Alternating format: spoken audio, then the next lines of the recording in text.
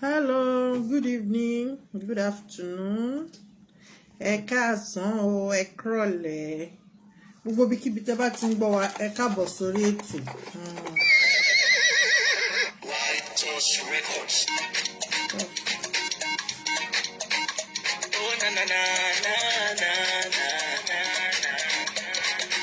Yorùbá dìde, ẹ fọwọ́ sí kí Yorùbá dá dúró.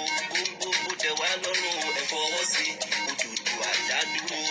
Ká lè dòmìnira, ẹ fọwọ́ sí. Yé kí ìgbáyé wá kára tù wá lára, ẹ fọwọ́ sí. Agogo tó lè gbogbo kó lè dẹ̀rọ̀, ẹ fọwọ́ sí. Oya kúkú lọ bá gbẹ́dúgbẹ́dú. Àwa la lọ́rọ̀, àwa la lówó. Ọmọ Odùduwà ẹ jẹ́ ká dìde. Ká dìde fúnlẹ̀ wa o, ká dìde fọ́jọ́ làwọn ọmọ wa. Ọmọ ẹlẹ́ran tó ń jẹ gungun, ọmọ aláṣọ tí wọ́n wà kíkà. Yé ọmọ Yorùbá ẹ dìde o. Kájà fúnlẹ̀ wa, kẹrù dòmìnira, ẹ fọwọ́ sí. Kí Yorùbá dá dúró, kókó dẹ̀ wá lọ́rùn, ẹ fọwọ́ sí. Odùduwà dá dúró, ká lè dòmìnira, ẹ fọwọ́ sí. Yé kí ìgbáyé wá kára tù wá lára, ẹ fọwọ́ sí. Agogo tó lè kókó lè dẹ̀rọ̀, ẹ fọwọ́ sí. Tọmọdé bá tó lọ́kọ, ó yẹ kó lọ́kọ ni. Tọmọdé bá tó ládà, ó yẹ kó fún ni o. This is time for us to stand. Yorùbá land ẹ máa sùn wá. Kájùmọ̀ pé ilẹ̀ wa ni, kájùmọ̀ pé iṣẹ́ wa ni o. Ẹ jẹ́ ká dìde kájà fómìnira wa. Yorùbá ronú, Yorùbá ronú. Ẹ jẹ́ kájà fómìnira wa. Iṣẹ́ lè wà fáwọn ọmọ wa. Kóńgó lè tẹ̀ wá lọ́rùn, ẹ fọwọ́ sí. Kí Yorùbá dá dúró. Kóńgó tẹ̀ wá lọ́rùn, ẹ fọwọ́ sí. Odùduwà dá dúró. Ká lè dòmìnira, ẹ fọwọ́ sí. Kí ìgbáyé wá kára tù wá lára, ẹ fọwọ́ sí. Kóńgó tó lè kókó lè dẹ̀rọ̀, ẹ fọwọ́ sí. Yé mo pe ẹ̀yin ìṣà ẹ̀ǹdẹ́. Ifá ẹ̀là mímọ́, Ọbàtálá, Ọ̀rúnmìlà, Odùduwà, Ògún, Ṣàngó, Ọbalúayé, Èṣù, Yábẹ̀tà, Ọlọ́mọ, Onílẹ̀, Iyemọja, Ọ̀ṣun, Ọya, Ajé, Ológun, Ìwà, Ayao, Ọba, Ọtì, ẹ̀dìdè, àti ṣetán, ẹ̀dìdè, fòmìnira wa. Bàbá mi ti ẹ̀rí àlàdé, ẹ káàbọ̀ sórí ètò, ẹ kúrọ̀lẹ́ lẹ́ẹ̀kan sí, ẹ káàbọ̀. A fẹ́ kọ́ntínú ètò wa. A ní àṣírí orísun ìṣòro àwọn ọmọ Kaaro Ajire. Kí n tó wọnú agbami ètò lọ, mo kọ́kọ́ fẹ́ dúpẹ́, mo fẹ́ ṣe ìdúpẹ́. Mo fẹ́ dúpẹ́ lọ́wọ́ Elédùmarè, mo fẹ́ dúpẹ́ lọ́wọ́ gbogbo abiyamọ ayé, gbogbo abiyamọ ọ̀run. Mo fẹ́ dúpẹ́ lọ́wọ́ gbogbo ẹ̀yin bàbá mi, ẹ̀yin màmá mi, tẹ́ máa ń wá, tẹ́ máa ń wo ètò even gan nígbà míì tí bá parí ẹ̀. Amọ̀ye ta máa ń jẹ́ lórí ètò, àwọn kan wà tá bá parí ètò náà máa wò. Mo fẹ́ fi àsìkò ìdúpẹ́ fún yín, mo fẹ́ fi àsìkò ìdúpẹ́ lọ́wọ́ Elédùmarè fún yín pé ojú òní tí yẹn ní ṣàṣetì, ní gbọ́mọ sí, wàhálà dààmú kò ní jẹ́ titi yín. Ilẹ̀ Kaaro Ajire yẹn dandan ni a máa gbà á ni. Tá bá ti gbà wọ́n ní fi kankan nú èmi àti yín ṣàwátì. Gbogbo àwọn ọ̀dọ́ ilẹ̀ Kaaro Ajire, Elédùmarè àti gbogbo gbárùmọ̀lẹ̀ Kaaro Ajire, wọ́n á lọ bá wa fọwọ́ tọ́ wọn lókun àyà. Gbogbo àfúnjẹ tán ti fún wọn jẹ, gbogbo ìtàn tí wọ́n sí lára, gbogbo èyí tí wọ́n ti gbìn tán ti rì mọ́lẹ̀ pé kán má lè dìde fún ẹ̀tọ́ wọn, kán má lè dìde, kán má lè gbéra. Wọ́n á lè gbéra wọn. Àṣírí gbogbo àṣírí wọn, àṣírí ò tí tú o, àṣírí sì máa tú, àṣírí wọn ò ní bò láṣẹ Èdùmàrè. Elédùmarè wà ní fìkan gbà kan lọ́wọ́ bàbá wa. Ó yọ Elédùmarè, ó yé mi náà. Á dáàbò bò wọ́n. Gbogbo àwọn tó dúró gẹ́gẹ́ bí ọ̀tá, tó ń ṣe bí ọ̀rẹ́, tó ń ṣe bí olólùfẹ́ fún Ọlọ́run Elédùmarè á bá wa táṣírí wọn. Àṣírí ọ̀tọ̀ ò ní bò lórí wa. Lẹ́ẹ̀kan sí ẹ káàbọ̀ sórí ètò. Mo ní orísun, àṣírí orísun ìṣòro wa àwọn ọmọ Kaaro Ajire part 6 ládé ìkẹfà. Kí ni àṣírí náà?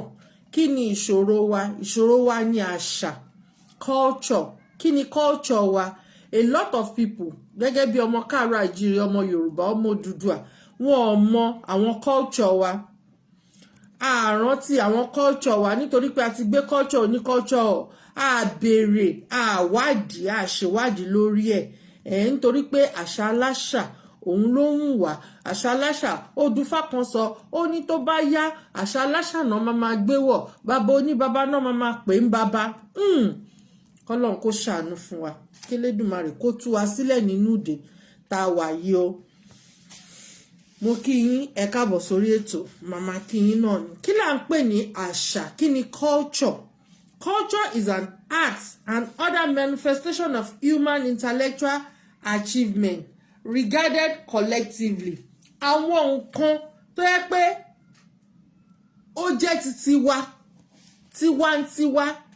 Ẹ mọ̀ pé láti bí ijọ́ mẹ́ta tiwantiwa mo ti sọ, tiwantiwa yìí náà ni, tiwantiwa ló lè ṣe, tiwantiwa ló lè sọ ọ̀tẹ̀, tiwantiwa òun ló lè ṣe kíni, òun ló lè tú wa sílẹ̀ nínú ìdè àwọn Fúlàní, tiwantiwa òun ló lè gbèjà wa, tiwantiwa òun ni o, òun la lè fi rọ́nà àbáyọ. Láìsí tiwantiwa a lè rí ọ̀nà àbáyọ tó múnádóko, tó dángájíá. Tiwantiwa la lè fi gbára wa ní oko ẹrú, tiwantiwa òun la lè fi ṣe kíni, la lè fi fẹjọ́ sùn tó máa gbọ́ tiwa. Ó dàbí bí irú example sìn, kí ọmọ mi kó ṣe nǹkan tí ò dáa, àbí bóyá bá wíńtà, àbí ó ṣe nǹkan tí ò dáa ní school, kó máa sọ èdè wọn bí, kó máa wá sọ sí mi pé irọ́ ni tíṣà ń pa o. Ṣé tíṣà ò ní bínú sí pé ọmọ yìí sọ pé òun àgbàlagbà ń parọ́? Tọ́mọdé mọ̀ pé lóòótọ́ irọ́ ni tíṣà ń pa, but á fi èdè wa sọ fún mi pé mọ́mì mi irọ́ náà pa mọ́ mi o, nǹkan báyìí ló ṣe ṣẹlẹ̀, báyìí ló ṣe ṣẹlẹ̀ o. Nǹkan tí tiwantiwa tó ṣe wà important nìyẹn. Tá bá ń sọ̀rọ̀ nípa culture, à ń sọ̀rọ̀ nípa gbogbo àwọn nǹkan tó jẹ́ titi wa, gbogbo àwọn idea wa, gbogbo àwọn custom wa, gbogbo àwọn social behavior wa, gbogbo àwọn in particular àwa ènìyàn, àwa gẹ́gẹ́ bí ọmọ Kaaro Ajire, òun là ń sọ̀rọ̀ nípa ẹ̀. Tá bá ń sọ̀rọ̀ nípa àṣà, tá bá ní pé ká tiẹ̀ wá sọ, ká divine àṣà yẹn. Àṣà jẹ́ nǹkan tó yẹ pé way of life wa. Báwo ni way of life wa? Way of life wa ni pé a jẹ́ èèyàn tó máa ń nífẹ̀ẹ́ ọmọlàkejì. Ìran Yorùbá jẹ́ ìran tó máa ń kóyàn mọ́ra. That is part of our way of life. Ìran Yorùbá jẹ́ ìran tó ní àwọn culture tó ríṣì gan, tó yẹ pé gbogbo àgbáyé gan ló nífẹ̀ẹ́ sí. Ìran Yorùbá jẹ́, tá bá ń sọ̀rọ̀ nípa culture, à ń sọ̀rọ̀ nípa belief wa. À ń sọ̀rọ̀ nípa àwọn past generations wa, àwọn baba ńlá wa. Mo máa ń sọ, mo ní àwa jìjàǹgbara fún ilẹ̀ Kaaro Ajire. A gbọ́dọ̀ mọ ìtàn wa. Kí ni ìtàn wa? Ìtàn wo ni ìtàn wa? Báwo ni ìtàn wa ṣe bẹ̀rẹ̀? A ní creation nínú ìtàn wa. Ń bọ̀ láti lè rí, kò ń ṣe àwọn ìtàn àgbélẹ̀rọ o pé Moses kan bí kinní kan, Joseph kan ní kinní kan. Kò sórúkọ yẹn nínú ìṣẹ̀dá ilẹ̀ Kaaro Ajire. A ní àwọn baba ńlá wa, Ọ̀rúnmìlà, ó rọ̀ wá látòde ọ̀run. A ní Ògún, a ní Ṣàngó, gbogbo wọ́n rọ̀ wá ni. Gẹ́gẹ́ bí ènìyàn ẹlẹ́ran ara náà rọ̀ wá. Bọ́n ṣe dá ayé, gbogbo ẹ̀ ló wà nínú ìtàn wa. Ń bọ̀ láti lè rí. Torí tá bá ń sọ̀rọ̀ nípa culture, we have to talk about our history. We have to talk about our history. Ó dàbí ọ̀rọ̀ kan tí mò ń gbọ́ nínú lecture. Wọ́n ní ẹnìkan bí irú nísìn, mò ń jẹ́ Bíọ́lá. Ó wá di ní ọ̀la. Ẹnìkan wá bí ọmọ tó ń jẹ́ Bíọ́lá. Does that mean pé Bíọ́lá tèmi òun nìyẹn? Àwọn nǹkan tí wọ́n fi ṣì wá lọ́nà, Odùduwà kan, ó bímọ kan, ó wáyá, ó tún wá bí Ògún, ó tún wá. No! Ó dàbí grandpa Ọ̀rànmíyàn sìn. Ṣé a fẹ́ sọ wípé Ọ̀rànmíyàn tó kọ́kọ́ wá tó jẹ́ ọba, òun ni ọmọ grandpa Ọ̀rànmíyàn? Ó bá èèyàn ńlá, èèyàn pàtàkì, ó bá hero, ó bá jẹ́ orúkọ ni. Ọlọ́run á dẹ̀ jẹ́ kóhun náà orúkọ yẹn á mọ lórí, á di hero, á di pàtàkì, á di nílá láṣẹ Èdùmàrè. òun bẹ́ẹ̀ ló ṣe rí ó dàbí ẹni tó bá ń jẹ́ Mọ́remí nísìn ṣe mọ̀ pé Mọ́remí ti wá ó ti lọ wọ́n bá jẹ́ orúkọ yín ṣe rí àwọn ìran Kaaro Ajire a máa ń bá àwọn baba ńlá wa jẹ́ orúkọ for example sí tẹ́ bá wo àwọn surname nínú culture wa a máa rí Ògúntádé Ògúntọ́lá Ògúnyẹmí Ògúnṣekíní kan wọ́n bá Ògún jẹ́ orúkọ ni nítorí pé ara àwọn history wa nìyẹn àwọn ẹlòmíì Ọ̀ṣunfúnkẹ́ Ọ̀ṣunyẹmí Ọ̀ṣuntọ́lá Ọ̀ṣun oríṣiríṣi wọ́n fi ń bá wọn jẹ́ orúkọ ni tá bá ń sọ̀rọ̀ nípa culture is a way of life for an entire society gbogbo society gbogbo ìran Kaaro Ajire way of life wa ni pé ká máa ṣe kíni ká máa wọ ìró àti bùbá káwọn ọkùnrin wa kó máa dé fìlà betí ajá àwọn ọ̀dẹ̀ dé fìlà betí ajá mọ́ wọn ò dé fìlà tó máa ń fi sẹ́gbẹ́ ọ̀tún mọ́ fìlà Fúlàní náà dẹ̀ ń dé ń sìn àṣà aláṣà nìyẹn fìlà títí wá òun ni abetí ajá fìlà títí wá òun ni fìlà tó máa ń gẹ̀ ìran Kaaro Ajire wọ́n ń gẹ̀ fìlà ni tá bá dẹ̀ sọ̀rọ̀ nípa culture yìí culture náà ó ní characteristic kí ni characteristic ẹ̀ knowledge of a society òun ni characteristic ẹ̀ ó contain ní language kí ni language wa èdè Kaaro Ajire èdè Yorùbá kí ni religion wa ìṣẹ̀ṣe oúnjẹ wo ni oúnjẹ wa nínú culture wa a ní oúnjẹ títí wa ìdí nìyẹn tí mo fi sọ pé a kó ìran mẹ́ta papọ̀ a ní the same culture èdè wa ò papọ̀ oúnjẹ wa ò papọ̀ social habit wa kò papọ̀ orin wa kò papọ̀ àwọn nǹkan mímọ̀ nǹkan tó ń pè ní art ní Yorùbá àwọn art wa kò papọ̀ mọ́ra wọn so kò lè sí ìrẹ́pọ̀ tó dénú bó bá o pánà máa ṣe bó bá o bu lẹ́sẹ̀ náà máa ṣe kò ní sí mi mọ́mọ́ yẹn máa ń pè from the heart the truth from the heart the truth relationship tó yẹ kó wà láàrin àwọn ọmọ Kaaro Ajire méjì kò lè sí láàrin àwọn tó yàtọ̀ because a ní the same culture ìyàtọ̀ gédéǹgbé ó wà nínú culture wa.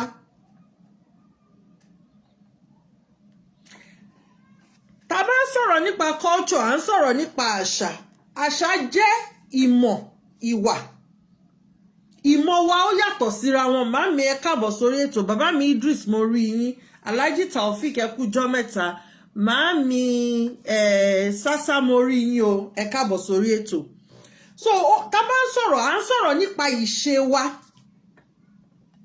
tá bá ń sọ̀rọ̀ à ń sọ̀rọ̀ nípa èdè wa oúnjẹ wa àṣà wa bíi ìgbéyàwó láyé àtijọ́ aṣọ òkè ni wọ́n máa wọ̀ ẹbí bàbá àtẹbí ìyá wọ́n á ṣe mọ̀ mí mọ̀ ẹ́ tó bá ṣe mọ̀ mí mọ̀ ẹ́ ọkàn àti ọkàn náà kò kí n ṣe àti creative ni mò ń sọ wọ́n á ṣe ìgbéyàwó mọ̀ mí mọ̀ ẹ́ ẹbí ọkọ àtẹbí ìyàwó wọ́n á mọra wọn àṣà aláṣà ni ká máa wọ wedding gown kò sí nínú àṣà Yorùbá a máa ń múra ìbílẹ̀ wa tó jọjú tó buyì láwùjọ àti wá sọ yẹn di engagement ìyẹn kọ́ ni engagement bàbá mi Ayọ̀ Ògúndìmú mo rí yẹn káàbọ̀ ẹ kújọ́ mẹ́ta sà ẹ kú iṣẹ́ takuntakun so tá bá ń sọ̀rọ̀ nípa àṣà kálukú nínú ìdílé gan ló ní àṣà ìdílé yàtọ̀ sí àṣà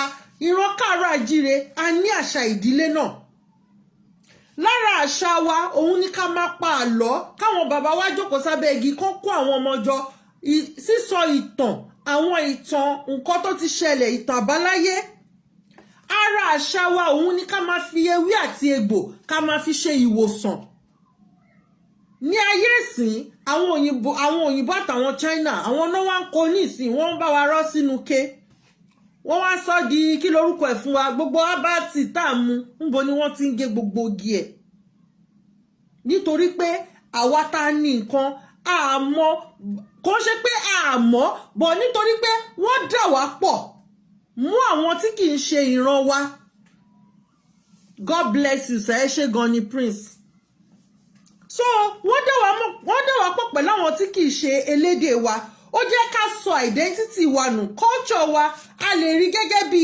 identity wa a lè rí gẹ́gẹ́ bí ìdàgbàsókè identity wa ìdí nìyẹn tí mo ṣe ní àwọn àṣírí ìṣòro àṣírí orísun ìṣòro wa ibi tó ti bẹ̀rẹ̀ nìyẹn torí agbá tàwọn ẹni ẹlẹ́ni agbé tiwa sẹ́gbẹ̀ẹ́ nísìn àwọn èèyàn ń wọ aṣọ òkè fi ṣe wedding mọ́ àwọn few nísìn mo sọ mo ní we need to rebat reform and rebuild nísìn àwọn èèyàn ti ń rebuild wọ́n ti ń lo aṣọ òkè wọ́n ti fi ṣe engagement nìkan kọ́ ló wà fún ó gbọ́dọ̀ jẹ́ nǹkan gbòógì because òun ní mímọ̀ bí ṣe máa identity ipe wedding Yorùbá nìyẹn tẹ́ bá lọ wò ó sìn àwọn òyìnbó wọ́n love láti máa wo engagement wa ordinary engagement lásán à ń wọ súùtù nítorí àṣà títí wọn ni kí nìdí tí wọ́n ṣe ń wọ súùtù nítorí òtútù máa ń mú wọn nílùú wọn ni àwa náà akáṣà wọn ìlú títí wa kò lótútù bí títí wọn àwọn nǹkan tó fa ìfàsẹ́yìn díẹ̀ fúnran Kaaro Ajire nìyẹn then tá bá ń sọ̀rọ̀ nípa culture a ní oríṣiríṣi culture a ní market culture àwọn ọmọ Kaaro Ajire oníṣòwò ni wá a mọ̀ nípa òwò ṣíṣe dáadáa a dẹ̀ tí wọ́n ti ń ṣe òwò yẹn láti aláyé ti dáyé ni àwọn baba ńlá wa ti ń ṣe òwò ṣíṣe another one ni material culture a ní aṣọ títí wa Kampala tó jọjú òun ni aṣọ ìran Kaaro Ajire àti aṣọ òkè mo béèrè ní last program pé ṣé àwọn òyìnbó náà kọ́ àwọn baba ńlá wa bá ṣe ń ṣe Kampala ni tí wọ́n mix kọ́lọ̀ oríṣiríṣi papọ̀ tí wọ́n fi ń ṣe design àbí ṣé àwọn òyìnbó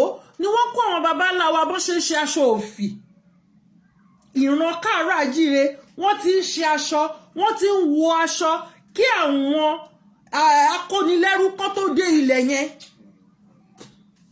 tá bá ń sọ̀rọ̀ culture a ní hierarchy culture hierarchy ní pé a ní ìpele a ti ń ṣe ètò ìjọba wa kí àwọn slave master yìí tó dé mo sọ níjọ́ ní a ní ọba a ní àwọn òjòyè a ní àwọn obìnrin pàtàkì lóbìnrin nílẹ̀ Kaaro Ajire ìyálọ́jà àti ìyálájé ipò gidi ipò pàtàkì ni wọ́n dì mú tó dẹ̀ sì ń wà di ọ̀la but nítorí pé a gba ìsopọ̀ àwọn ẹ̀yà míì kò jẹ́ kí ògo wọn kó búyọ àwọn ìsopọ̀ ẹ̀yà míì ó bo ògo wọn mọ́lẹ̀ tá bá ń sọ̀rọ̀ nípa culture à ń sọ̀rọ̀ nípa agriculture wa ìran Kaaro Ajire orin la fi ń kọ tá bá ń lọ sí school mo rántí ń gbà yẹn iṣẹ́ àgbẹ̀ níṣẹ́ ilẹ̀ wa ẹni kò ṣiṣẹ́ a máa jalè ìwé kíkọ láìsí ọkọ́ àti àdá kò ì pé o nítorí pé kí ni iṣẹ́ àgbẹ̀ yẹn gangan òun níṣẹ́ tó jẹ́ iṣẹ́ ilẹ̀ wa despite the fact pé mo sọ mo ní èmi àtẹnìkan sọ̀rọ̀ mo ní àyípé ó sọ̀rọ̀ nípa àwọn parents tí wọ́n kàwé wọ́n sọ pé àyípé àwọn míì wọ́n ní ọpọlọ ju àwọn tó kàwé lọ because àwọn tó mọye téèyàn bá rajà tán lè fún ní change tán lè mọ bọ́yẹ máa exchange kí lorúkọ ẹ̀ wọ́n lo ọpọlọ wọn nígbà yẹn láyé ìgbà yẹn standard iná máa ń ka standard 3 ni wọ́n ń kà àwọn forefathers wa náà wọ́n kàwé wọ́n ṣiṣẹ́ àgbẹ̀ wọn ẹ jọ̀ọ́ how many graduates ni wọ́n ṣe farming okay wọ́n ò ṣe farming ìgbà tó di pé àìríṣẹ́ dé wọ́n bẹ̀rẹ̀ farming ìgbà tó bẹ̀rẹ̀ farming àwọn míì wọ́n ṣe fish pond àwọn míì ní poultry oríṣiríṣi nǹkan làwọn ọmọ Kaaro Ajire tí wọ́n jẹ́ ọ̀dọ́ ń ṣe nísìn ẹ jọ̀ọ́ gbogbo àwọn kinní yẹn àwọn Fúlàní wá wọ́n bà gbogbo èrè oko wọn jẹ́ wọ́n tún ná wọn lórí oko wọn wọ́n pa wọ́n ṣe wọ́n níṣekúṣe nítorí pé kí ni ìsopọ̀ ni kí wá ní ọ̀nà àbáyọ ní Yorùbá nation ká jáde kúrò nínú ẹ̀ ó dàbí contraction ni ká jáde kúrò nínú contraction yẹn nítorí pé Ọlọ́run ò dá wọn Nàìjíríà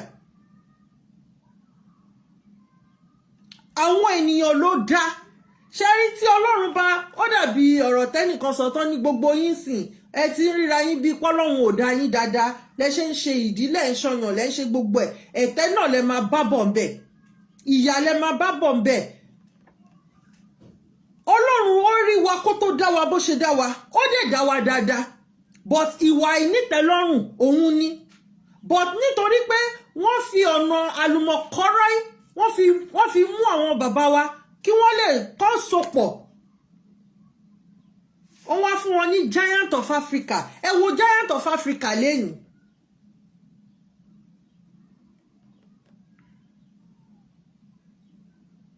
tá bá ń sọ̀rọ̀ nípa culture lẹ́gbẹ̀ẹ́ kan culture àti tradition wọ́n lọ wọ́n ní tradition a lè describe ẹ̀ gẹ́gẹ́ bí belief wa a lè describe ẹ̀ bí behaviour wa tó yẹ pé ọmọ máa gbé fún from generation to generation ó dàbí legacy ni a ní legacy tí bàbá wọn ti build wọ́n máa gbé fún another generation wọ́n máa build ẹ̀ lọ ó dàbí níran Yorùbá ń sìn ìdílé ò kì í parẹ́ orúkọ ìdílé kò kì í parẹ́ ní ìran Kaaro Ajire nítorí pé kí ni even gan tí wọ́n bá jẹ́ pé wọ́n bí obìnrin nídìílé yẹn àwọn obìnrin míì wọ́n yìí máa ń jẹ́ surname wọn orúkọ bàbá wọn because wọ́n máa ń pàṣẹ orúkọ yẹn láti orúkọ kan sí orúkọ kan ìdí nìyẹn tá ṣe ń rí lẹ́ni pé gbogbo ìtàn tí àwọn slave masters àwọn òyìnbó ìkọ fún wa àgbélọ̀rọ̀ ni gbogbo ìtàn yẹn nítorí pé a wá realize pé àwọn orúkọ tó gbé wá kò sí nínú ìran Kaaro Ajire tá bá ń sọ̀rọ̀ nípa culture à ń sọ̀rọ̀ nípa the entire group of ilẹ̀ Kaaro Ajire number one social organization wa bá ṣe ń ṣe party bá ṣe ń ṣe gbogbo nǹkan tiwa à ń sọ̀rọ̀ nípa èdè wa èdè tó rich èdè tó ní respect èdè tó ní ọgbọ́n à ń sọ̀rọ̀ nípa àwọn literature wa àwọn bàbá wa wọ́n ti ṣe art tipẹ́tipẹ́ wọ́n pè wọ́n ní agbẹ́gilére wọ́n ti wà creative ní last week week before last week ni mo meet bàbá kan bàbá àgbàlagbà ni a ṣáà ń sọ̀rọ̀ ó wá ní kí wá lọ wo àwọn nǹkan kan tóun ṣe mo wá lọ wo ó ní bíi warehouse ṣá pé mo máa ní interest nínú nǹkan tóun ṣe gba tí mo débẹ̀ bàbá yẹn máa ẹ mọ bó ṣe máa ń hun apẹ̀rẹ̀ ó máa fi hun èèyàn ó fi hun bíi kéèyàn máa ṣe bíi bèbí oríṣiríṣi nǹkan ó lóun máa ń tà fáwọn sí museum mo wá bi bàbá yẹn mo ní this is our product now mo ní ilẹ̀ Kaaro Ajire ni wọ́n ti ń ṣe mo lè padà lọ́dọ̀ bàbá yẹn mo lè lọ record ẹ̀ kí wọ́n play gbogbo ẹ̀ fún yín eléyàn ṣe pé bóyá wọ́n ní tàbí ó wá ní yes pé many years ago òun lọ sí Africa pé one of the African country pé wọn kì í sọ French pé ibẹ̀ lòun ti lẹ́yìn ẹ̀ bọ́n ṣe ń hun apẹ̀rẹ̀ ni o bọ́n ṣe ń hun apẹ̀rẹ̀ ó máa fi hun bèbí ó máa wá wọṣọ sí ó fi ń ṣe oríṣiríṣi nǹkan even ó ní mímọ báwo máa yẹ sọ ní Yorùbá náà ó ní nǹkan tó fẹ́ kí mo fẹ́ represent nǹkan kan pẹ̀lú business bàbá yẹn ni ìdí nìyẹn tán ṣe pè mí tí mo fi lọ mo wo gbogbo everything àwa ta ní nǹkan a build lórí àwọn nǹkan yẹn a rebuild wọn a remold wọn a rebat gbogbo nǹkan yẹn òun ló alájà ẹ má bínú ẹ káàbọ̀ sórí ètò mo rí yín òun ló jẹ́ kí ìfàsẹ́yìn kó wà fún wa tá bá tún sọ̀rọ̀ nípa culture ètò ìṣèjọba mo ti sọ lẹ́ẹ̀kan báwọn bàbá wa ṣe ń jọba tán ṣe ń ṣe gbogbo ẹ̀ tán ní àwọn ìjòyè wọn kò dàbí láyé ìsìn ní ayé àtijọ́ wọ́n máa dífá ifá máa mú ẹni tó máa jọba ni kí ìlú lè tùbà kí ìlú lè túṣẹ nísìn ifá àwọn ọba àsìn èèyàn kan ṣo ni òun ló ń decide lágbájá ni kán fi jọba nítorí ìmọ̀tara ẹni nìkan wọ́n gbé wọn síbẹ̀ if not wọ́n ní máa tó ojú wọ́n ní máa tójú ilẹ̀ àbí báwo ni máa sọ Yorùbá yẹn. Àṣà wa ara ẹ̀ là lọ pípa lára àṣà wa wọ́n wá fẹ́ máa sorí ẹ̀ kodò. Bẹ́ẹ̀ ni ẹ ṣe màmí tẹ rán mi létí màá sọ ká tó parí ètò. Odindi ọba aládé kì í jáde lọ láti lọ ṣe kíni láti lọ kíyàn. Àwọn èèyàn náà máa wá kí ọba aládé bọ̀ nísìn wọ́n ti sorí ẹ̀ kodò. Àwọn ọba lè máa rí tó máa jó patí tó máa náwó.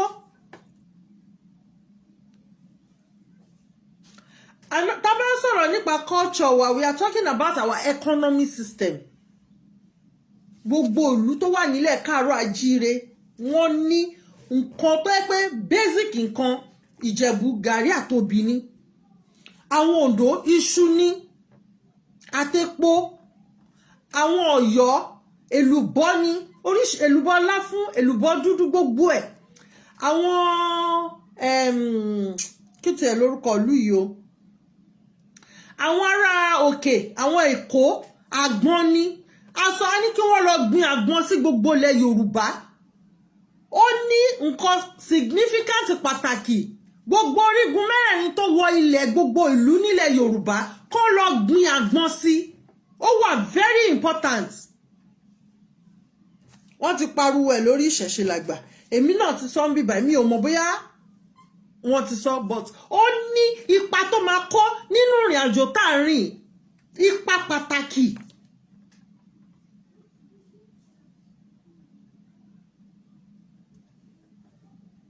Kí ni ìdí tá a fi wá hate àwọn nǹkan tó jẹ́ titi wa tó yẹ pé a rí àwọn nǹkan tó jẹ́ titi wa gẹ́gẹ́ bí tiwa.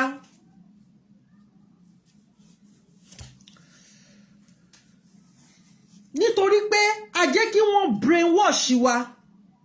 Lẹ́nu ọjọ́ mẹ́ta yìí ó ní fídíò kan tí wọ́n ń gbé kákàkiri pé babaláwo kan ó lọ bá pásítọ̀ yẹn jẹ́ Mustapha ó lóun fẹ́ fi màmá òun ṣoògùn owó òun wá lọ ọ̀dọ̀ pásítọ̀. Irọ́ tó jìnnà sóòótọ́ ni. Wọ́n ti rí wípé ojú àwọn èèyàn ti là. Wọ́n ti rí wípé àwọn èèyàn ti ń ṣe ìwádìí fínífíní. Wọ́n dẹ̀ ti rí òkodoro ọ̀rọ̀ nínú ìwé Odùfá mímọ́ ó wà lórí Amazon ó ti wà kákàkiri kò síbi tí wọ́n ti sọ pé kán fi èèyàn rúbọ. So irú ọkùnrin tó jáde yẹn tó sọ pé òun fẹ́ fi màmá òun ṣoògùn owó inú ibo ló ti rí. He should be arrested.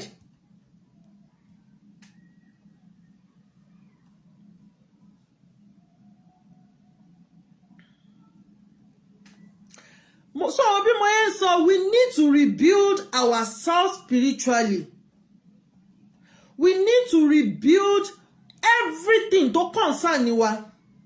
Tẹ́ bá lọ sí àwọn Asian country yẹn, wọ́n sì ń fi ewé jẹun ńbẹ̀. Àwọn kan lo ìkòkò ńbẹ̀.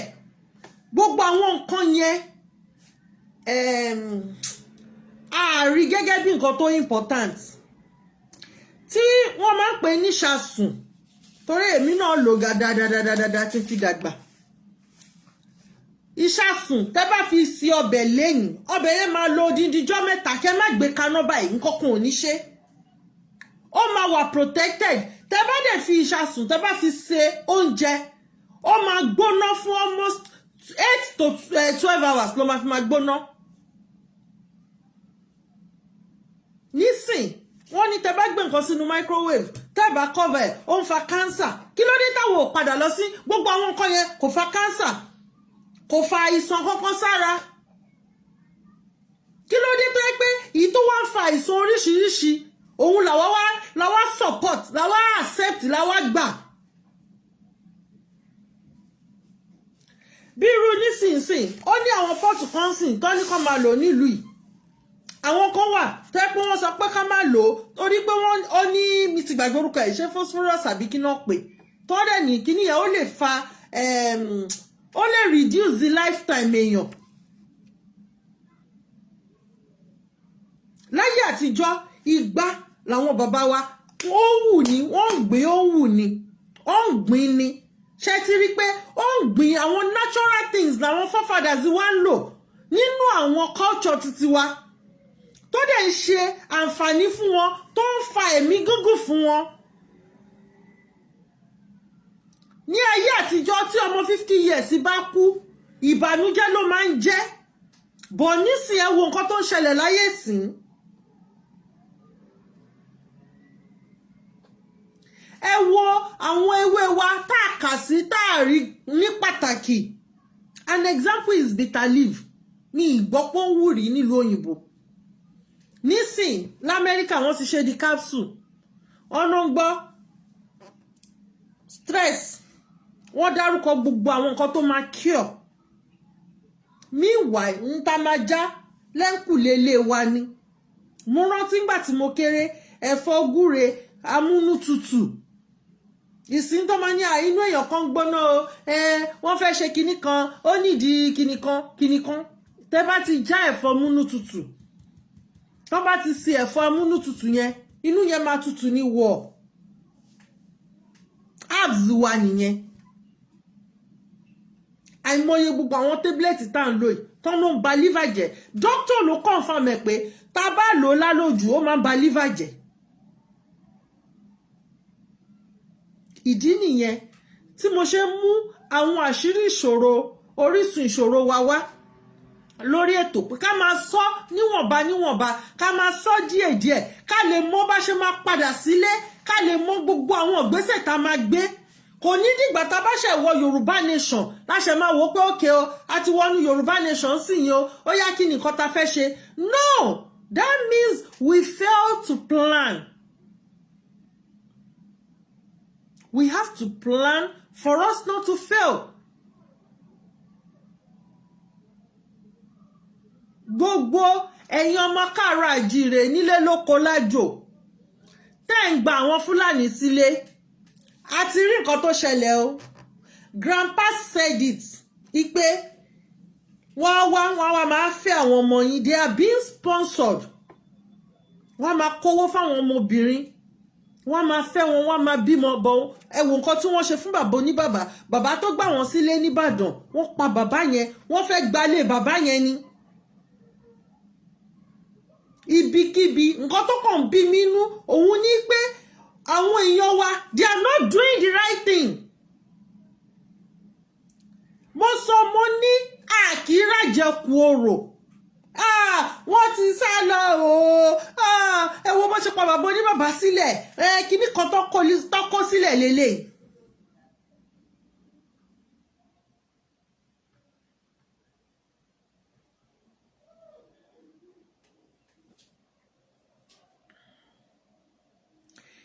Àwọn nǹkan tọ́kọ́ sílẹ̀ lélẹ̀ ǹjẹ́ á nídìí gbogbo fídíò yẹn.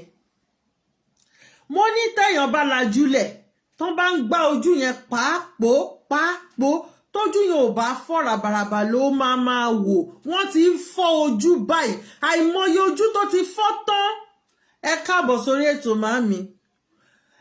Àìmọye ojú tó ti fọ́ tán ẹ wo bí wọ́n ṣe ń pa àwọn èèyàn. Mo sọ mo ní wọ́n ti surround gbogbo ilẹ̀ Kaaro Ajire gbogbo forestry wa gbogbo ẹ̀ ni wọ́n kún kí ni wọ́n ṣe ń bẹ̀. Wọ́n tún mú mọ́tò wọ́n tún lọ fi ń kó àwọn ọmọ ọlọ́mọ. Gbogbo ìṣòro tó wà nílẹ̀ Nàìjíríà lénìí the only solution òun ni pé ká opt out. Yorùbá nation nìkan ló lè ṣe. Ìdí nìyẹn tá fi ń pariwo pé ẹ má dáwọ́ dúró lórí ọ̀rọ̀ petition. Ẹ máa sign ẹ̀ ẹ máa pe àwọn ọ̀rẹ́ yín pé àníṣe kàkàkẹ́ lọ gba PVC tó máa tún fi ìyà ọdún 8 pa yín lórí. Gbogbo nǹkan àwọn politician Nàìjíríà lórí irọ́ ni wọ́n máa fáwọn ọmọ lóúnjẹ ọ̀fẹ́ ní school lórí irọ́ wọ́n máa ṣe gbá fún eléyìí lórí irọ́ gbogbo nǹkan wọn lórí irọ́ ni.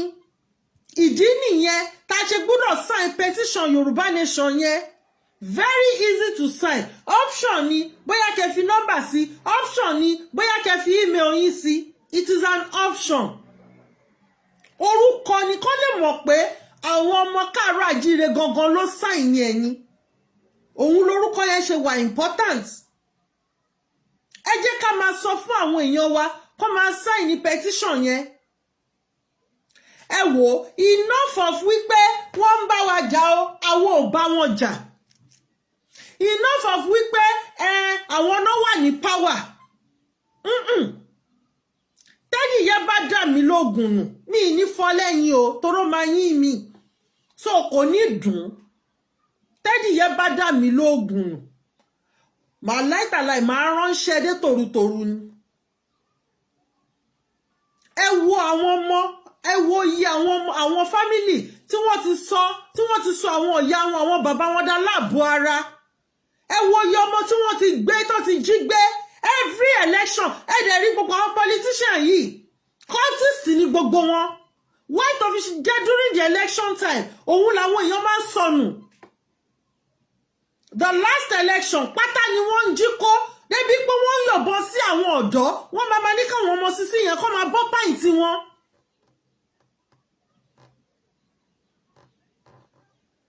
Ìdí nìyẹn tá fi sọ wípé kò sí ní tí áńgẹ́lì bá sọ̀kalẹ̀ with that 1999 constitution, with that group of people. Nítorí pé kí ni wọ́n máa decide fún wọn ni. Tó bá tú sí wọn lẹ́nu ni. Olúwo sì ó ti lọ bá wọn. Wọ́n ti gbé obìnrin tó máa sọ fún pé ó yá máa control ẹ̀. Elégùṣì náà wọ́n ti fún ní ẹni tó máa control ẹ̀. Nǹkan tí wọ́n ṣe ń sọ fún yín nìyẹn pé àníṣe ìran Fúlàní wọ́n máa control ìran Yorùbá pẹ́pẹ́pẹ́.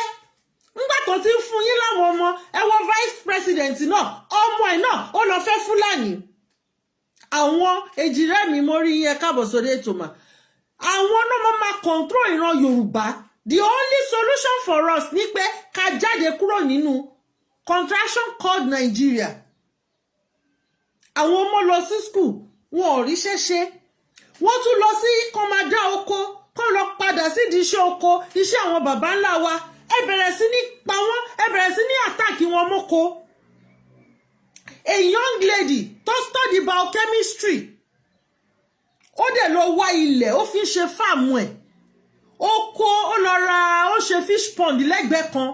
Àwọn Fúlàní dẹ̀ kó màálù lọ, kó máa mu omi inú ẹja yẹn. Wọ́n bà ayé fish pond ọmọ yẹn jẹ́. A lady that studied biochemistry. Kí la fẹ́ sọ yẹn sí? Àìmọye oríṣiríṣiríṣiríṣiríṣi, àìmọye ẹ̀sùn lóríṣiríṣiríṣi. Bàbá kan pè mí pé Fúlàní kan ó pa ẹnìkan. Wọ́n ní kí n má dárúkọ àdúgbò yẹn.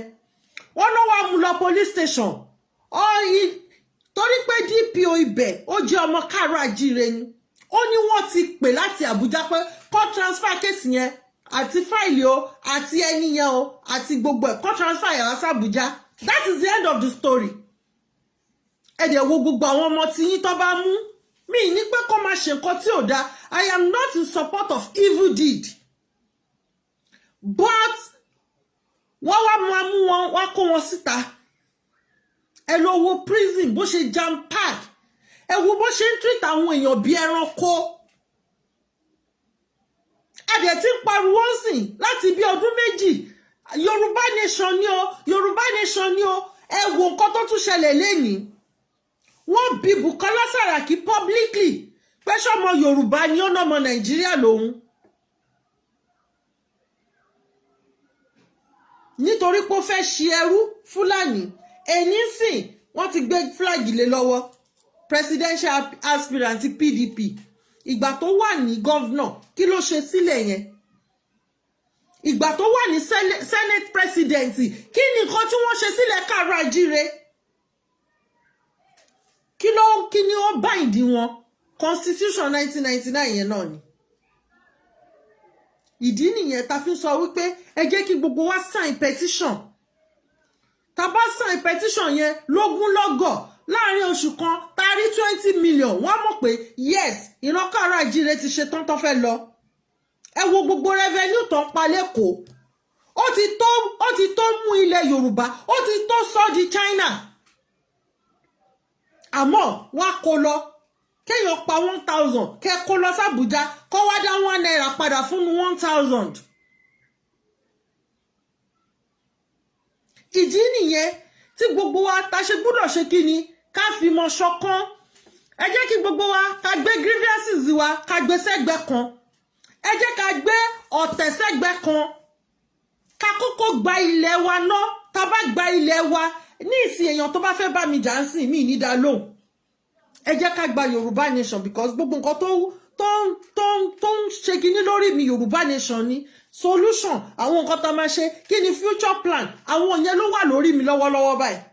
tá bá wá gbà tán tá débẹ̀ tó lójútùú tó rójú yes wá bá mi jà máa wá dẹ́ lóhùn.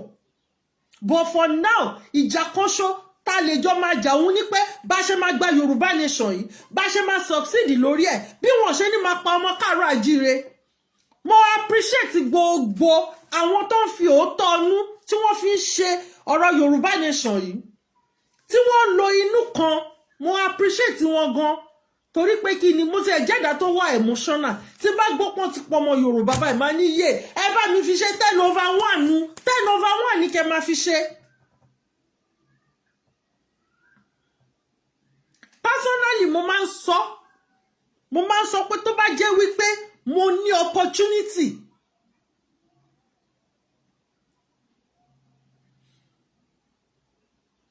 ẹ wo bí wọ́n ṣe pa àwọn ọmọ ní ensas ẹ wo bí wọ́n ṣe pa gbogbo ẹ wo adúrú ògo tó sọnù ẹ mọ̀ wípé each day tí wọ́n bá pa èèyàn kan lògo ń sọnù ni ẹ wo adúrú ògo tó sọnù ní ensas. The only thing your presidential aspirant could say ni pé kí ni wọ́n lọ ṣe ń bẹ̀ wọ́n á ṣàlàyé àwọn òbí wọ́n á ṣàlàyé àwọn òbí tí ò dé rẹ́dì láti kú kò jìjì wọ́n tilẹ̀kùn mọ́rí wọ́n fi ṣe sóònú ẹ̀kú ìjọ́ wo lẹ fẹ́ fi ṣe sóònú ẹ̀kú dà ìjọ́ wo la fẹ́ fi ṣe sóònú ẹ̀kú dà ìjọ́ wo la fẹ́ gbára wa lọ́wọ́ ìjọba amúnisìn ìjọba dáràndáràn ìjọba darandaran.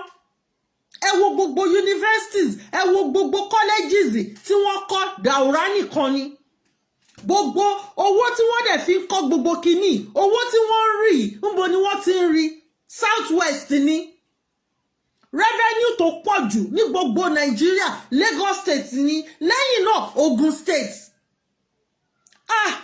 Ẹ má sọ bẹ́ẹ̀ bàbá mi pé God will judge them o ohun tó ń fìyà jẹ wá gangan nìyẹn nítorí Ọlọ́run ti fún gbogbo wa ní ọgbọ́n àti agbára ọgbọ́n ó ju agbára lọ ọgbọ́n yẹn ni ká bẹ̀rẹ̀ sí nílò ní wákàtí àti àsìkò yìí gbogbo ẹ̀yin abiyamọ gbogbo ẹ̀yin obìnrin anybody tí wọ́n bá pa ọmọ ẹ̀ make sure pé wọ́n ro tó bá rò òkú ọmọ yẹn wọ́n ò ní máa pa àwọn ọmọ mọ́ gbogbo àwọn ọmọ tí wọ́n pa ní ẹ̀sà tí wọ́n gbókù wọn lọ tó bá kọ́ lọ wádìí wọ́n lè fi fọ́tò wọn ró òkú wọn tó bá yẹ pé àwọn ìyá wọn ti bọ́ sí òhò wọ́n ti pe ìyá mọ́pọ̀ báyìí wọ́n ti fi ṣépè fún wọn ni wọn ò ní máa ṣe bẹ́ẹ̀ mọ́ ara ń ta àwọn obìnrin.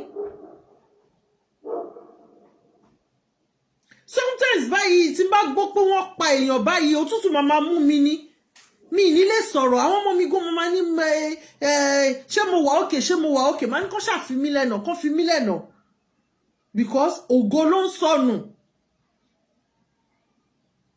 Lẹ́yìn ọmọ bá mi ṣe yẹn another one tún ti mí sí o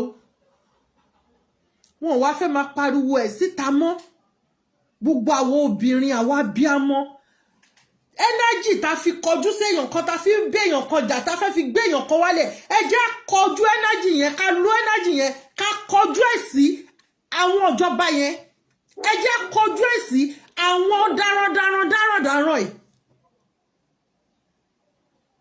ìjà yìí ìjà wo obìnrin ni àwa la bíamọ àwa la ń gbóyún fóṣù mẹ́sàn-án àwa la ń bímọ ìjọ wo la fẹ́ ṣe ọlọ́run mi sọ pé Ọlọ́run ò lè jà fún wa àmọ́ Ọlọ́run ti jà fún wa dé stage débi pé ó ti fi hàn wá pé ọ̀nà tá máa gbà rèé Ọlọ́run ò lè bọ́lẹ̀ láti wá ja ìjà yẹn.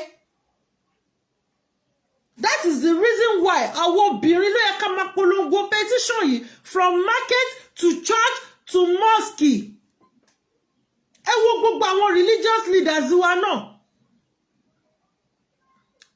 Bàbá mi Muizi, mo kí yín jàre, ẹ má bínú. Bàbá mi Ọládípọ̀, ẹ káàbọ̀ sórí ètò. Ẹ wo gbogbo àwọn religious leaders wa, everybody ló tó bá di gbẹ̀lẹ́ ní táwọn Fúlàní bẹ̀rẹ̀ sí ní wọlé pààyàn kákàkiri. Ó ní voice note kan tí mo gbọ́ pé between now and June, everybody kan prepare, kan múra. Odindi ẹ̀mí sọnù lórí ẹ̀ o, Malaysia. Ó wá táṣìírí yẹn, wọ́n dẹ̀ pa máa yẹn.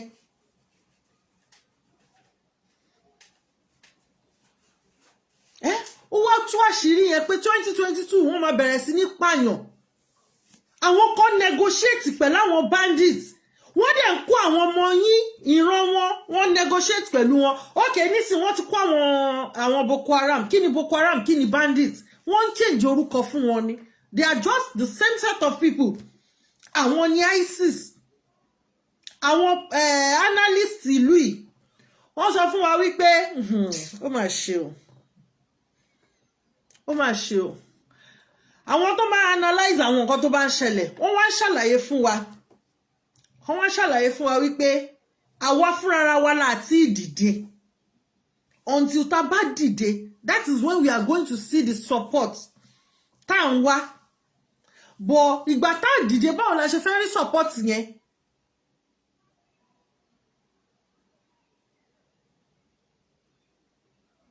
Báwo la ṣe fẹ́ rí support tá ń wá yẹn? A lot of àwọn ọmọ Yorùbá gangan, àwọn náà sọ ara wọn di chameleon. No bẹ̀rẹ̀ sí ní wọ́n Ọlọ́run ó máa kú sùúrù o.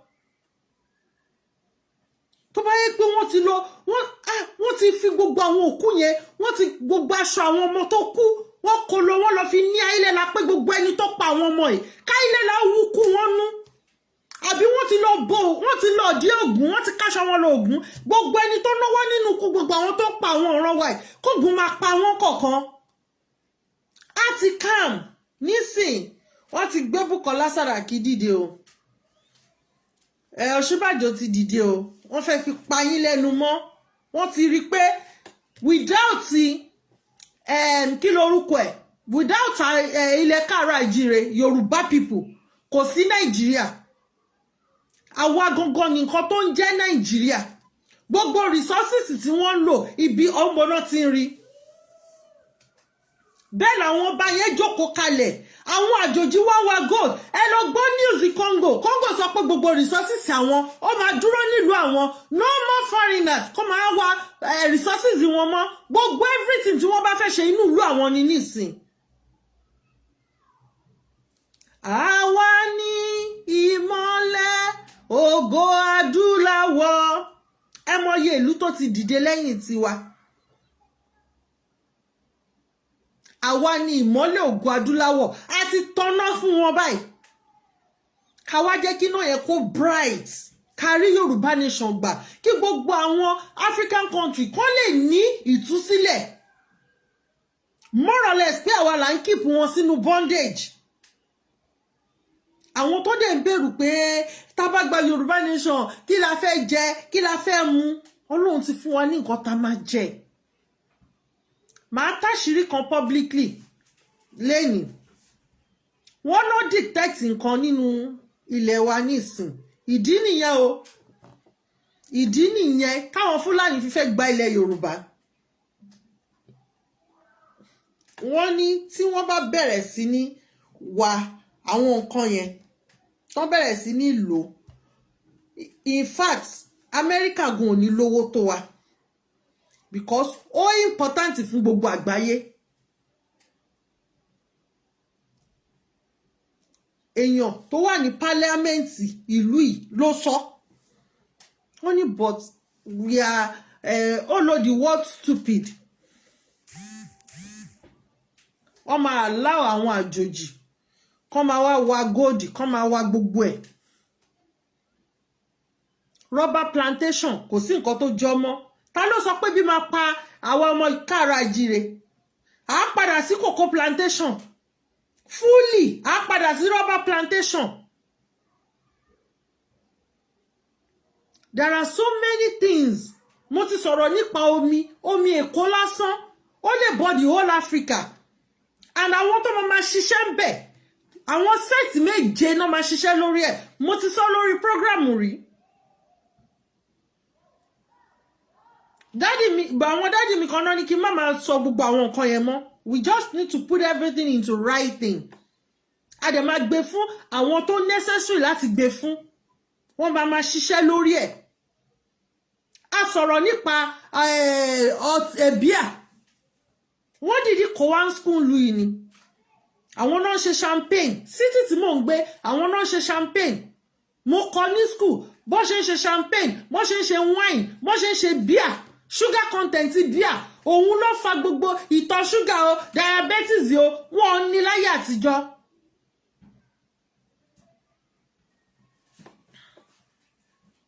Abraham Person mo rí ẹ. Wọ́n kì í ní láyé àtijọ́. Ẹni yìí ló lè witness. Mo sọ ní ìjẹta. Mo ní firstborn bàbá mi ó mu omi kànga for 48 years kò ní typhoid. Ìgbà tó bẹ̀rẹ̀ sí ní mu tap water ló ní typhoid. Person can confirm it. Bàbá mi ò kí ń jẹ tomato, wọn kì í jẹ kí lorúkọ ẹ̀. He died at the age of 106. Wọ́n máa ń mú ọ̀pá wọn rìn. Wọ́n máa ń rìn. Àgbo. Máa sọ, èmi ò ń ṣe bọ̀ tí bẹ́ẹ̀ yẹn. Ìbílẹ̀ ni mí. Àgbo ni wọ́n máa ń fún wa mú. Àgbo lẹ̀ tútù. Wọ́n tiẹ̀ tí ìbí gùdù mọ́ mọ́dà mi ra kí n má mú. Wọ́n sì lè mọ̀. Tí mo ṣe wà nílé mo máa ń ṣe àgbo. Ó dàbí directory communication lẹ́yìn. Ó wá bi mí pé ṣé mo ti ní COVID. Mo ní mi ní grip rí ká tó wá sọ pé COVID. Wàláì kọ́ máa pín lọ́fẹ̀ẹ́ kó tí ẹ lè kàn mí. Ó wá bi mí pé how come almost everybody nínú building ló ti ní COVID. Mo sọ fún ní lálàkọ́kọ́ èmi àtàwọn ọmọ mi a máa fá rọ́ọ̀bù sómi gbóná a máa borí mọ́. Ẹlẹ́ẹ̀kejì ginger. Àwọn nǹkan lé a fi ń ṣe ìwòsàn fúnra wa. We need to go back to the drawing board before it's too late. Before kó tó pẹ́ jù bàbá mi Jamiu Lawal mórí yín ẹ káàbọ̀ sórí ètò. Kó tó pẹ́ jù gbogbo àwọn àṣírí Orísun yẹn ká má bẹ̀rẹ̀ sí ní ṣe àtúnṣe lórí ẹ̀. Inú mi dùn sí ẹ wo báwọn èèyàn ṣe ń wọ Kampala. Ẹ wo how beautiful it is. Èmi gan mo ti láti last year ni mo ti order fún wọn tí ìbá mi kó wá ni. Because mi kì í níyàn lára, mi kì í fẹ́ níyàn lára. Má fẹ́ nǹkan mi kì í ṣe nǹkan mi bí ṣe fẹ́. Ní ẹni níbi iṣẹ́ lady kan dúdú méjìlá ní lára àwọn directress la máa ń pè wọ́n director obìnrin. Dúdú méjì péré ló wà ńbẹ̀ and we have almost 48 àbí 48 or more than tọ́rọ àwọn àtàwọn assistant wọn tí n bá calculate ẹ̀ pọ̀. Ó wá fi àǹkárá ó fi rán suit ó wá wọ jumper sísàlẹ̀ òun ló wọ̀ wá lẹ́yìn. Gbogbo wọn bẹ̀rẹ̀ sí ní ya fọ́tò wọ́n bẹ̀rẹ̀ ṣe jolí ṣe kí wọ́n bẹ̀rẹ̀ sí ní ṣe gbogbo ẹ̀ mú wá ń wò wọ́n. Ìgbà tó wá tí mo wá dé ibẹ̀ wọ́n tọ́rọ a máa ní breakfast coffee and kìíní kan. Èmi wá fẹ́ lọ mú croissant àti pound chocolate tèmi. Mo wá fẹ́ lọ mú gbogbo wọn ní kí n wá kí lérè tèmi ò ṣe wọ àǹkárá kémi náà wọ àǹkárá kìíní kan máa ń rẹ́rìn. Bá ní ta ló sọ fún yín pé mi kì í wọ̀ máa wọ̀ mo máa wọ̀ gan. Ẹ wo bó ṣe ń pọ́n nǹkan wálé but àwa tá a ní àpọ́nlé. Lady yẹn kò ju jáńjálá báyìí òun nìkan mo máa ń bi àwọn yẹn méjèèjì pé báwo náà ṣe because mi kì í rí wọn kì í rí lè gbé dúdú sókè bẹ́ẹ̀ yẹn. Man no man àti ìwé tá bá ń gbọ́ igi ìwé pọ̀. Lady yẹn ló máa ṣàlàyé fún wọn òun ló máa kọ́ wọn ní kinní tó máa fẹ́ ṣe nǹkan kan. Because ìlú yìí jẹ́ ìlú tó yẹ pé wọ́n rí wa bíi kí lorúkọ ẹ o ẹyin ní. mo ní mànù kan iwájú ilé mi ló ń gbé kì í sọ̀rọ̀ mọ́ nísìn ọmọ Yorùbá ni wọ́n bá ibi iṣẹ́ fa wàhálà pé ọmọ ìlú àwọn ló yẹ kó wà ní di machine yẹn sẹ́ kò ń ṣòun ló yẹ kó wà ń bẹ̀. They frustrated him at the end of the day ọgbọ́n ni wọ́n fi lé lọ o.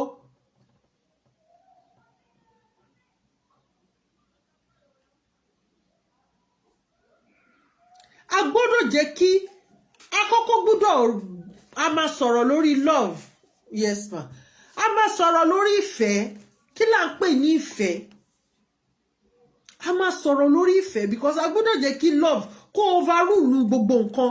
Àwọn politician ẹ wá lọ kó àwọn ọmọ Yorùbá àwọn ọ̀dàlẹ̀ a máa rí gbígbẹ̀yìn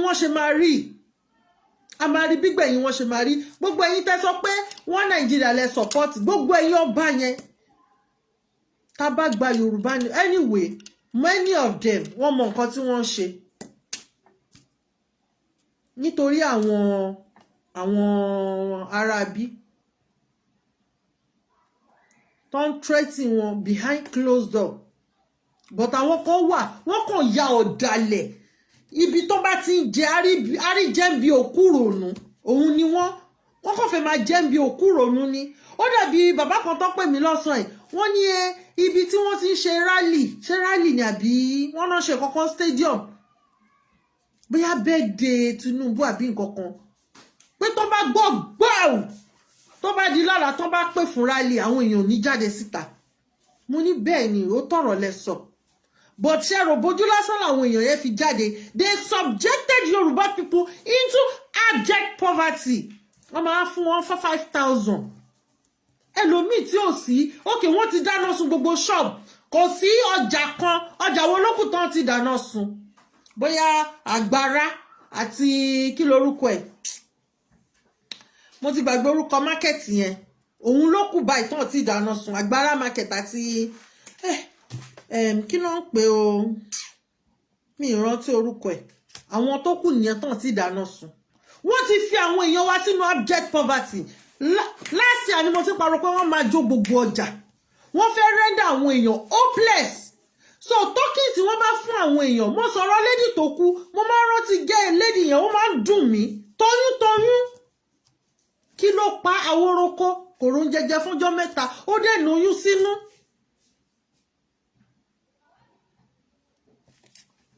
Báńkà lọkọ ẹ̀ òun ní ṣọ́ọ̀bù lóṣòdì ṣọ́ọ̀bù ẹ̀ pẹ̀lú ṣọ́ọ̀bù tọ́jọ́ ọkọ ẹ̀ wọ́n sàkẹ́ ń bíṣẹ́ wọ́n wá ń struggle gbogbo nǹkan ò dán mọ́rán.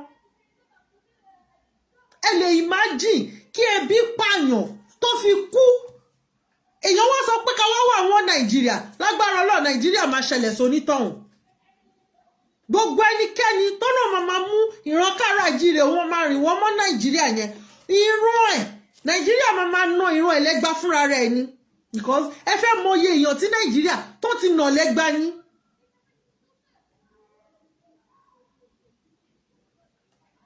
Ẹ wo gbogbo adúrú ṣọ́ọ̀bù tí wọ́n ti jó. Mo pariwo máa torí báyìí mo kígbe máa torí o mo tún bọ́ta mo tún personally mo tún pe baálẹ̀ máa torí mo tún sọ fún wọn.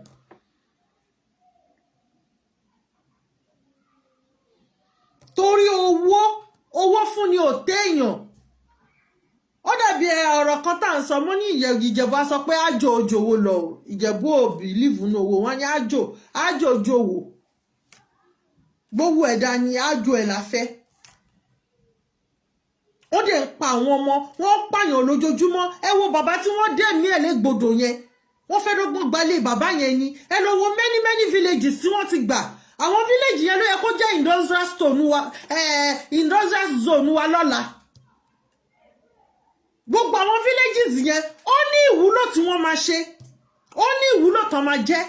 Gbogbo forestry wá ń sìn tó bá yá wá sọ lórúkọ Fúlàní tó bá máa fi dọdún 5 according to grandpa's calculation Olúwo ti lọ gbéyàwó Fúlàní.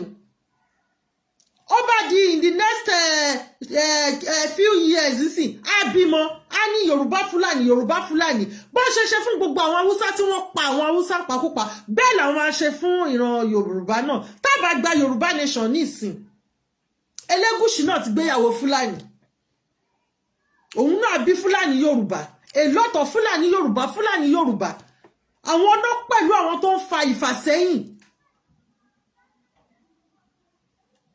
ìran Haúsá àti ìran Yorùbá àti ìran Yíbò wọ́n ti wà wọ́n ti ń ṣe títí wọn kí ìran Fúlàní kó tó kóra wọn dé gbọ́ báyé pé wọ́n nomadic àwọn alárìn kiri sometimes tí bá wo culture wọn àti life wọn ó máa dàbí pé kí n máa bì gbogbo màálù tí wọ́n ń kó wá wọ́n ń sọ̀yàn di màálù wọ́n wá tà fún yín ẹ̀ ń jẹ́ pátí ni látọdún tí ìran Kaaro Ajire tí wọ́n ti lọ pátí ṣé kò tó ni ó yẹ kó ti tó wa ó yẹ ká ti set record straight pé enough of party òkú máa kú fún yín ẹ máa ṣe pátí ni.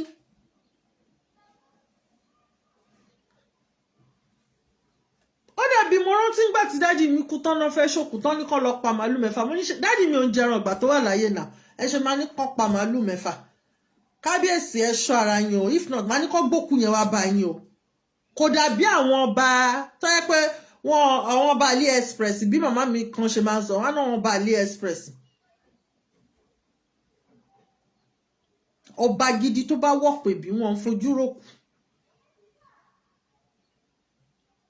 aboyún taboyún bá kú ó létùtù tó máa ṣe sílùú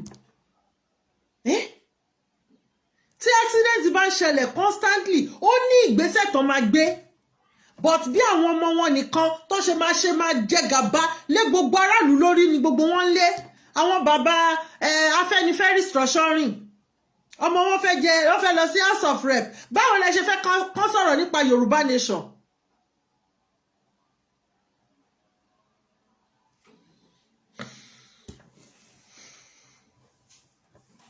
Àwa táwa ń diaspora àwa ló ká lára nítorí pé a ti jáde ojú ti là a ti rí bọ́n ṣe ń ṣèlú a ti rí bí wọ́n ṣe ń ṣe ìlú a ti rí how bí àwọn ènìyàn bọ́n ṣe ń lo ìfẹ́ how to share love wọ́n máa gbé basket every end of the month bàbá mi Ọládipúpọ̀ wà lórí ètò wọ́n máa pààkì kadila wa máa ń pè mí báyìí trolley wọ́n máa gbé sílẹ̀ bó jẹ́ ṣúgà ló lè kó sí ni bó jẹ́ ṣúgà bó jẹ́ rice bó jẹ́ spaghetti bó jẹ́ canned food ẹyọ kan èmi ò ń pé wọ́n ní rò téèyàn máa rà tó máa fi sínú ẹ̀ ó máa save life àwọn èèyàn kan. Ilẹ̀ Kaaro Ajire ẹlòmíì ní mọ́tò 20 ẹlòmíì kọ́ estate àwọn èèyàn ò rí lé gbé ẹ wo wàhálà Ukraine ẹ wo àdúrà àwọn èèyàn tó ti kúrò nílùú yẹn wọ́n ti ń gbà wọ́n sìn wọ́n ti ń fi wọ́n sílé wọ́n á fi wọ́n lọ́kàn balẹ̀ until tí solution bá wà. Ṣé ìlú tí kò ro ire kan àwọn ọ̀dọ́ tí wọ́n ṣàvùlú yẹn wọ́n ṣàparò youth cup kí ni èrè tí wọ́n jẹ ń bẹ̀ àwọn míì ẹ tọ̀ wọ́n lọ kúkú òjijì ni.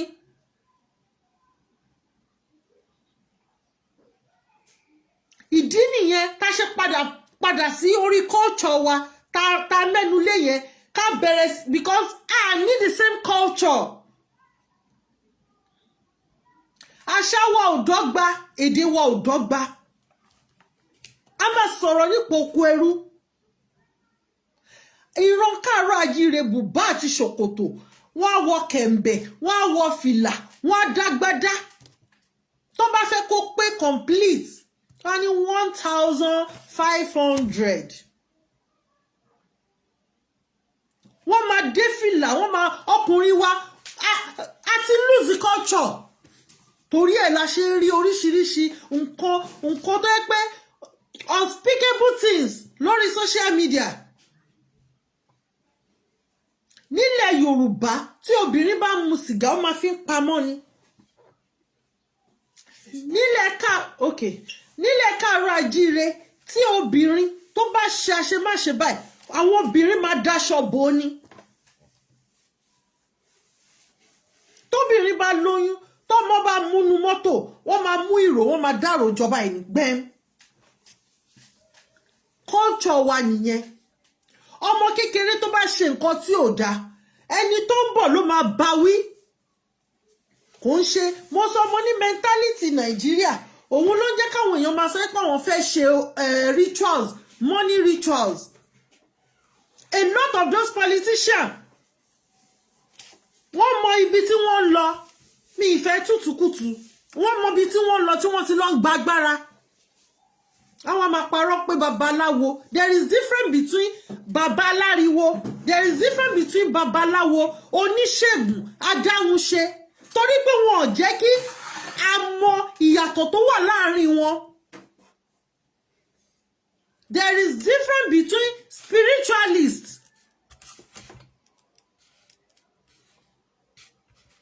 nítorí pé kí ni wọn ò jẹ́ ká mọ̀ wọ́n demonize nǹkan tó jẹ́ titi wa mo ní museum ní France ń bí báyìí fídíò ẹ wà lórí social media now wọ́n bọ èṣù but àwa ta ni èṣù gangan èṣù ni o èṣù ni o ní UK wọ́n gbé ilé ajé síbẹ̀ wọ́n bọ ajé èṣù ajé ó wà lẹ́gbẹ̀ẹ́ kan bẹ́ẹ̀.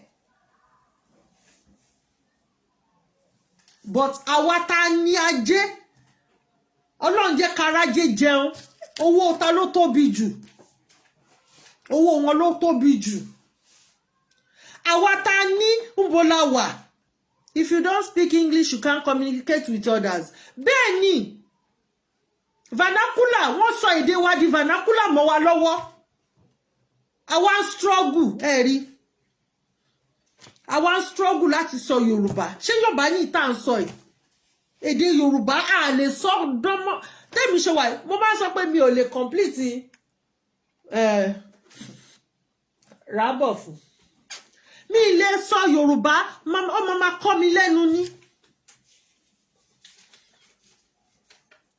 gbàtà wá bẹ̀rẹ̀ Yorùbá nation yìí mo wá in fact God bless my teacher ó kọ́ ẹ pé dáàdi yẹn ti busy gan wọn ò ní time fún mi mọ́ ni àwọn náà wá ń kọ́ mi mo wá rí pé òun ló easy jù bá bẹ́ẹ̀ bí bọ́bọ́bù dáadéé dídọ́dọ́dù sásẹ́sẹ́ sísọ́sọ́sù máa mẹ́mẹ́mí mo mọ́ mú ma kó fi mú sùn máa sùn. The language you can easily grab ni a ní sọnù láṣẹ Èdùmàrè bàbá mi Yusuf bàbá mi Nuru ẹ káàbọ̀ sórí ètò. Ìdí nìyẹn tó bá jẹ́ pé a focus lórí àwọn àṣírí orísun ìṣòro wa yìí bóyá àbáyé náà a ti sún síwájú ìtumọ̀ Yorùbá nation tá à ń pariwo òyì ẹ máa ti yí àwọn èèyàn wa dànkà máa mú láìfẹ́ èèyàn kan ó gbé o ó mú o ẹ jẹ́ ká energy yẹn ẹ jẹ́ kí gbogbo wa push energy wa sórí gbogbo problem yẹn solution àti bá ṣe máa gba ìlú wa káwa náà ní owó wa fàdákà aṣáàtì rí specimen ẹ̀ fàdákà ó dùn gbọ́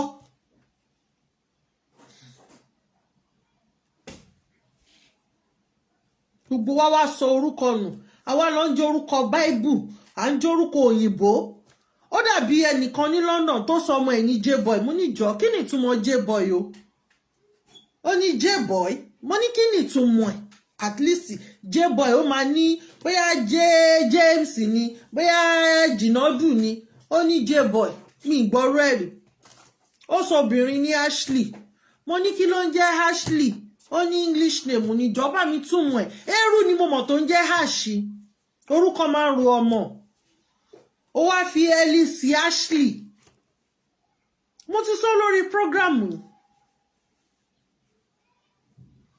àwọn ọmọ mi despite the fact pé ìgbà tá gba Christianity lódìlódì mo fún wọn ní Christianity orúkọ Yorùbá mo tẹ̀ mọ́ wọn lórí nílùú ìgan orúkọ Yorùbá ní first name wọn tó bá fẹ́ kọ orúkọ Yorùbá náà máa kọ́kọ́ kọ wọ́n wá kọ English kìíní sẹ́yìn ẹ̀ so àti ìsọnù tábàlà àti sọnù ẹ jẹ́ ká ṣàwárí ara wa àsìkò yìí la lè ṣàwárí ara wa ọ̀nà tá lè fi ṣàwárí ara wa òun ni ká gba nation wa ká bẹ̀rẹ̀ sí ní wá ìdí àti ìtumọ̀ gidi ká bẹ̀rẹ̀ sí ní wá history, original history wa. Nígbà tí wọ́n tó ń sọ creation, mo jókòó for almost 1 week, mi ṣe program, mo wá ń ronú. Kí ni ìdí àti ìtumọ̀ tí mo fi ronú ni pé a ti sọ nǹkan nù. A máa sọ nǹkan nù o, a sọ nǹkan nù gidigidi gan. Mo wá rò pé báwo làwọn nǹkan yẹn ṣe lè di rírí, báwo la ṣe lè gbà padà.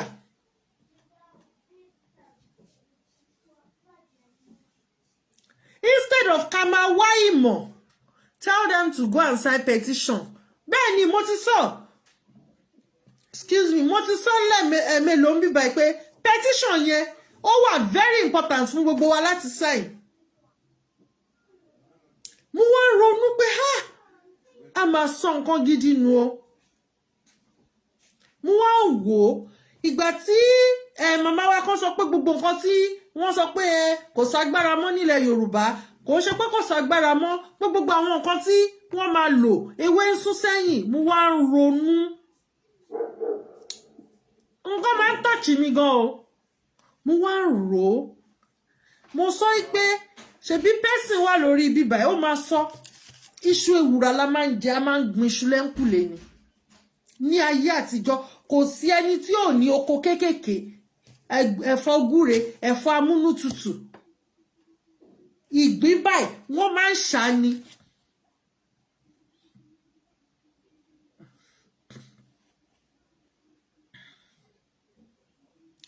Ilẹ̀ Ìbẹ̀jú Lẹ́kí wọ́n wá lọ fi ṣe refinery. Ṣọ́ máa ń kọ́ refinery sáàrin ìlú.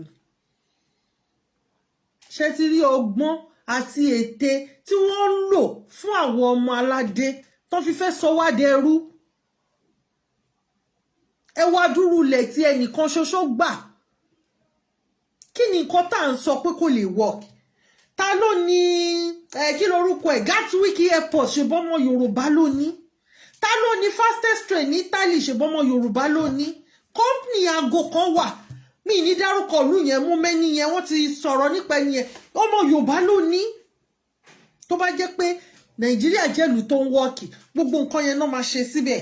But tá bá gba ilẹ̀ Kaaro Ajire wa, tá gba Odùduwà Republic àbí Yorùbá nation, whatever name, orúkọ tó dá máa wá.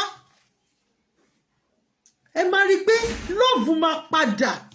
Mo sọ mú níjẹta, mo ní ìwà oníwà lèèyàn máa ń wù tí ó bá ti lówó lọ́wọ́. Tó bá lówó lọ́wọ́ ló máa wùwà ara ẹ̀. Tá bá gba nation wa, lẹ máa rí ìwà ọmọlúwàbí lára wa. Gbogbo táyé ń bá Kẹ́hìndé jà, Ìdòwú fọ́ etí kinní kan yẹn. Ìwà Nàìjíríà la gbé wọ̀. Ẹ jẹ́ ká gba Yorùbá nation, ká ìwà ọmọlúwàbí kó wá hàn lára wa.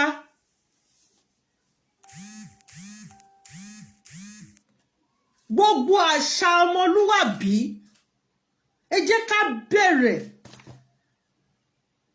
láti bẹ̀rẹ̀. We just need to rebuild ourselves. A kò máa jẹ́ kí love kó reign ni. A máa jẹ́ kí love kó override gbogbo ìṣòro tá ti dojúkọ ní location 419 contraction Nigeria. Ṣé rí gbogbo àwọn tó ń lé politics yẹn, oúnjẹ tó máa jẹ ni wọ́n lé lọ o. Wọn ò ro títí kálukú. Nítorí pé kí ni bàbá kan ní mo ti ń lówó àìlówó mọ́ irọ́ o. Màá yà àrùn parun sẹ̀ àbí ẹ̀rùn parun sẹ̀, màá run síbẹ̀ ni. Nǹkan tí gbogbo wọn ṣe nìyẹn. Ẹ lọ ti ibi ìṣáná kíyèsí ogun. Bàbá mi ààrẹ, ẹ káàbọ̀. Ẹ lọ ti ibi ìṣáná kíyèsí ogun tí wọ́n bá ti ṣe pọ́lí. Ẹ wo Dínà Mẹ́láyè, bẹ́ẹ̀dì onírin student bed ló ń lò tẹ́lẹ̀. I am not sorry to say I don't have anything against him, but we must speak out. Dínà Mẹ́láyè was not body, he was not, ṣe bá inú yàrá ẹ̀, arínú yàrá ẹ̀, photo go viral now. Before he became senator, company mélòó ni Dínà Mẹ́láyè ló kọ́ sínú ìlú ẹ̀. Ẹ wo kí lorúkọ boy yìí, Akíṣọlá, Desmond Elliot. We know him now, gbogbo wa la mọ̀, But today, look at where he is. And to mama sheba ikiyon. Listen. Many of them. We can achieve so many things. Tabagba Yoruba nation yen. Ta ló sọ pé Yoruba nation ní wáyé? Ta ló sọ pé kò ní wáyé? Àwọn tó nílẹ̀ gangan, wọ́n bínú lọ́wọ́lọ́wọ́, wọ́n fẹ́ gbalẹ̀ wọn. Wọ́n ṣe clearing and forwarding lọ́wọ́ ni. Ẹ jẹ́ kó parí clearing and forwarding. Wọ́n ṣe clearing and forwarding lọ́wọ́. Ẹ jẹ́ kó clear gbogbo àwọn ìdọ̀tí, ìbànújẹ́, àlébàfàtó, àìríṣẹ́, àìríbátiṣe. Ẹ jẹ́ clear gbogbo ẹ̀ tán. But kí wọ́n tó ṣe tán, because a lot of people bẹ́ẹ̀ náà sọ pé lára àwọn tó ń ṣètò kan, wọ́n sọ pé àwọn oníṣẹ̀ṣe yẹn níbo lè fi àwọn oníṣẹ̀ṣe sí láti jọjọ́ ẹ̀. They are subjected into abject poverty. Nínú ìlú yìí ní France, àwọn kan wà voyance náà ń pè wọ́n. Ẹ lọ bèrè lọ́wọ́ ẹni tó bá ń gbé France pé kí náà ń pè voyance. Àwọn tó ń wo iṣẹ́ ni wọ́n ń gba owó lọ́wọ́ ìjọba ìlú yìí. Tó bá ní private business, ó ní iye target tí ìjọba máa ń fún ọ. Tó bá meet ẹ̀ wá máa gba owó lọ́wọ́ ìjọba. Ta ló wá sọ pé àwọn ọmọ Kaaro Ajire tá bá gba nation wa kò ní ṣeéṣe? Gbogbo àwọn ọmọ wa ò ríṣẹ́. We need our own soldier. We need our own police officer. We need our own sailor. We need our own custom. Kí ni nǹkan tá ń sọ? Job creation máa lọ jaburata. A lot of people gan tó wà diaspora. Wọ́n kú òǹbẹ̀ wọ́n wálé nítorí pé kí ni kò sẹ́ni tó tútù bá lára mu. Kò sẹ́ni tí okay, be lecturer sí a lecturer, a coordinator of a department tó lọ ń ṣe iṣẹ́ ọlọ́dẹ ní UK. Ẹ jọ̀ọ́ ṣé tá bá gba nation wa tó mọ̀ pé òun ní certificate, ẹ jọ̀ọ́ ṣé kò ní wálé? Tí ó ní ọpọlọ gidi ni o. Àìmọye àwọn tó study kí lorúkọ ẹ̀. Tẹ́ pé iṣẹ́ gbálẹ̀gbálẹ̀ là ń ṣe. Iṣẹ́ fọbọ́fọbọ́ là ń ṣe. Iṣẹ́ ọlọ́dẹ là ń ṣe. Màámi Kẹ́mi Sọ́lá mo rí yín jàre. Ìdí nìyẹn tá ṣe gbọ́dọ̀ gba Yorùbá nation. Reason nìyẹn tí gbogbo wa gbọ́dọ̀ ṣe polongo petition yẹn. Èmi sì discussion wa Yorùbá nation ni tàbí ọ̀rọ̀ petition. God bless Màámi Ọmọlára Sunshine. Ọ̀rọ̀ Yorùbá nation ni. Ọ̀rọ̀ Yorùbá nation ni.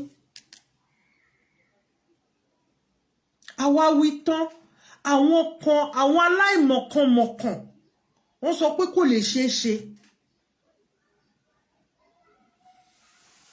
In as much as tí France lè dá dúró, in as much as tí UK lè dá dúró, in as much as tí Germany tó lè dá dúró, in as much as tí Belarus náà tún ti dá dúró, in as much as táwọn ìlú míì tá mélòó wọn. Mélòó ni wọ́n ní Malta tí wọ́n dá dúró? Àìmọye ìlú mi tó pé wọ́n tó àfọ̀fàwà Yorùbá. Mélòó ni wọ́n ní Netherlands? Mélòó ni wọ́n ní Holland? Tí àwọn ọmọ Kaaro Ajire tá lè dá dúró. A lè dá dúró, a dẹ̀ máa dá dúró. Kò sí nǹkan tó máa stop ẹ̀ pé ká má dá dúró. Petition yẹn ẹ má jẹ́ àgbàgbé, òun la máa fi kásẹ̀ ètò lẹ̀. Mo appreciate gbogbo yín, mo dúpẹ́ because time is money. Àwọn màmí ti wá sọ fún wa pé time ti tó, àti kọjá, àti exceed 15 minutes. Mo appreciate everybody, ẹ ṣé gan ni. Ẹ má jẹ́ àgbàgbé. Ẹ jẹ́ ká máa fi Yorùbá nation yìí, ẹ jẹ́ ká máa fi ṣe ọ̀rọ̀ sọ. Instead of ta mama sọ̀rọ̀ ọlọ́rọ̀, ta mama gossip, ẹ jẹ́ ká máa fi Yorùbá nation gossip. Ẹ jẹ́ ká use the Yorùbá nation as our gossip talk. Ní leisure time wa, ó dàbí nǹkan kan ṣẹlẹ̀ ńsìn lẹ́nu ọjọ́ mẹ́ta yìí. Àwọn tájọ máa ń wà ní break time mi kí n bá wọn sọ̀rọ̀. Ó wá di lẹ́yìn kan ṣàwà courageous. ló bá bá mi pé kí ló dé tí mi kì í bá wọn sọ̀rọ̀ mo máa wà lórí fóònù àwọn máa ń gbọ́ nation mo wá rẹ́rìn mo ní c'est ma vie privée as in my private life ni mi fẹ́ discuss ẹ̀ pẹ̀lú ẹ̀. Ó wá ní pé kí n sọ fóun o pé kí ló ṣẹlẹ̀ mo ní pa ojodui pé kò ń ṣèní mo máa sọ fún níjọ́ tí má ti ní good time òun ni mo máa ń sọ Ọlọ́run á dé gbà fún wa gbogbo èyí tẹ́ ń fi inú kankan ṣe Ọlọ́run ò ní dójú tì yín ṣe rí gbogbo àwọn ọ̀dàlẹ̀ balẹ̀ kù ẹni bá dalẹ̀ á balẹ̀ lọ ni èmi kọ́ ni mo sọ bẹ́ẹ̀ ó di dandan wọ́n máa balẹ̀ lọ wọ́n á ṣẹ̀sìn gbangba wọ́n á ṣẹ̀sìn kọ̀rọ̀ gbogbo àwọn ọmọ tó yẹ pé wọ́n mu omi ilẹ̀ Kaaro Ojire wọ́n tẹ ilẹ̀ Kaaro Ojire wọ́n wá sọ pé òkè o báwọn ṣe máa da ojú gbogbo ẹ̀ bolẹ̀ òun làwọn ń wá Elédùmarè àti gbogbo gbarún mọ́lẹ̀ wọ́n á fi ẹ̀mí wọ́n á fi ṣe ìtutura padà fún gbogbo àwọn ọmọ Kaaro Ojire jákèjádò gbogbo àgbáńláyé bó ṣe máa rí nìyẹn. Ẹ ṣé mo dúpẹ́ mo appreciate yín. Bye for now. Bye.